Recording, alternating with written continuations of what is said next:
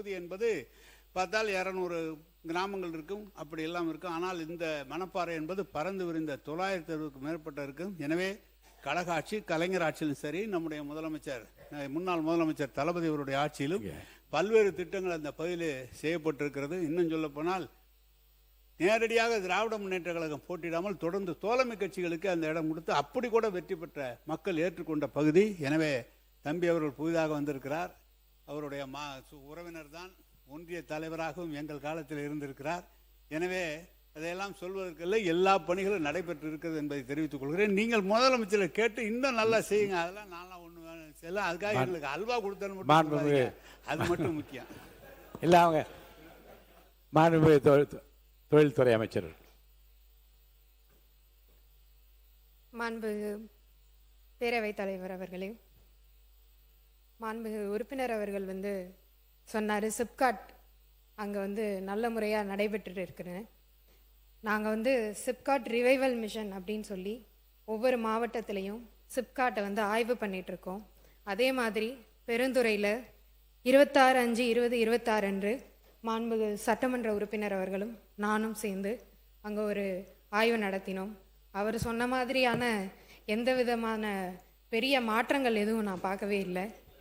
ஏன் அப்படின்னா சொல்லிடுறேன் பேசி முடிச்சிட. அதுக்கப்புறம் தொழில் பூங்கா 1097.86 ஏக்கரில்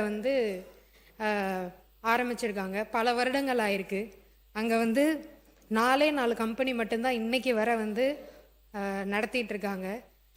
அதில் 32 தொழிற்சாலைகள் அமைப்பதற்கான மனைகள் இப்போ ஒதுக்கீடு செய்யப்பட்டிருக்கு.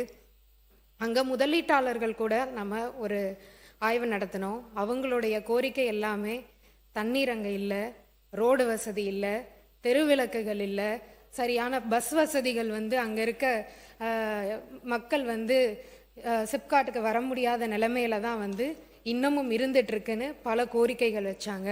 அதுக்கேற்ற மாதிரி ஆய்வு நடத்தின உடனேயே நீர் வழங்குறதுக்காக 1/6/2026 காவிரி நீர் வழங்கல் திட்டத்தின் மூலமாக நம்ம சோதனை ஓட்டம் செஞ்சு அதில் கண்டறியப்பட்ட குறைகள்லாம் திருத்தி 7/6/2026 நிலம் ஒதுக்கீடு செய்யப்பட்ட அனைவருக்கும் நீர் வழங்கியிருக்கும். இதில் 2வது முறையாக டிஎன்பிஎல் மூலமாக நீர் வழங்குதல் திட்டமும் செயல்படுத்தப்பட்டிருக்கு. இதில் சாலை வசதி அங்கே இருக்க 2 முதலீட்டாளர்கள் கேட்டிருந்தாங்க. சாலை வசதிக்கான டெண்டர் 6/7/2026 அன்று ஒதுக்கீடு செய்யப்பட்டு நாளைக்கு அது ரிலீஸ் செய்யப்படுது. இதன் மூலமாக அங்கே இருக்க சாலை வசதிகளும் செய்யப்படுது. இது மட்டும் இல்லாமல் அங்கே இருக்க தெருவிளக்குகளும் இதே ஒதுக்கீட்டில் செய்ய போகிறோம். பேரவையின் அனுமதியுடன் அலுவல் நேரம் நீட்டிக்கப்படுகிறது. மாண்புமிகு அமைச்சர் பேசலாம்.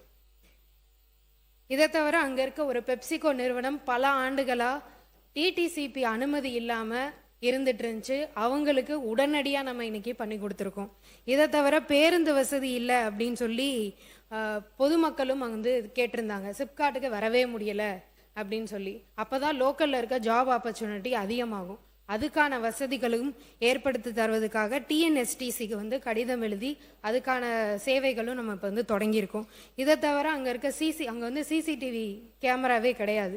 அதுக்கான வசதிகளும் ஏற்படுத்தியிருக்கோம். இதை விட என்ன இதுன்னு பார்த்தீங்கன்னா அங்கே துணை மின் நிலையமே கிடையாது. எலக்ட்ரிசிட்டி அங்கே இருக்க தொழில் முதலீட்டாளர்கள் கேட்குறது எல்லாமே துணை மின் நிலையம். அதாவது எலக்ட்ரிசிட்டி இல்லாமல் எப்படி ஒரு தொழில் நம்ம ஆரம்பிக்க முடியும்? அதுக்காக தொழிற்சாலைகள் எதிர்கால மின் தேவையை கருதி 110 கிலோவாட் துணை மின் நிலையம் அமைப்பதற்கு தேவையான நிலம் அடையாளம் கணக்கெடுக்கப்பட்டு இப்போ அதுக்கான தானப்பத்திரமும் நம்ம பதிவு செய்யப்பட்டிருக்கு. இத்தனை குறைகளும் இருக்கிற ஒரு சிப்காட் அது. மணப்பாறை இது இங்கே மட்டும் கிடையாது, பல இடத்துல சிப்காட் இதே நிலைமையில தான் இருக்குது. போய் பார்த்தீங்கன்னா பொட்டல் காடாக தான் இருக்குது. நிலம் மட்டும் வாங்கி ஒதுக்கீடு வச்சுருக்காங்க. ஆனால் இங்கே தொழில்கள் எதுவுமே இன்னும் வரவே இல்லை. இங்கே இருக்க சட்டமன்ற உறுப்பினர், நம்ம தருமபுரியில் இருக்கிற சட்டமன்ற உறுப்பினர் அவர்களே அதை ஏற்றுப்பாங்க. அப்படிப்பட்ட நிலைமை இருக்குது. அதையெல்லாம் மாற்றி முதல் ஆய்வு பண்ணோம். அதுக்கான டெண்டர்களையும் விட்டு அதுக்கான வசதிகளையும் இப்போ நம்ம மாண்புமிகு முதலமைச்சர்கள் மூலமாக பண்ணிகிட்ருக்கோம்.